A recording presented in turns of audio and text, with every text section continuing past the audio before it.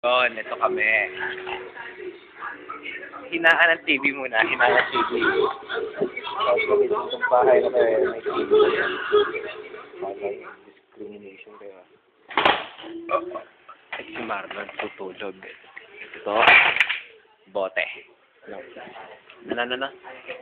Alkansya namin. Ipapasok ka ito sa puwet ni Marlon.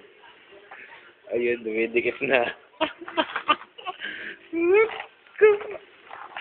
Tapos nagising ka na. Pare, good morning. Sarap ba? Ayan, tumuod siya ulit. Titirahin natin yan pag natulog. Kel, patungan mo, Kel. Patungan mo. Ay, kumakanta pa. Okay na yung pantas. Ito ang pangkena namin. Sige, Kel, patungan na. Tirahin mo. Kung ka mo na magkamot, kakabot ka pa eh. Yan, shit. Macho pa. Ginapos.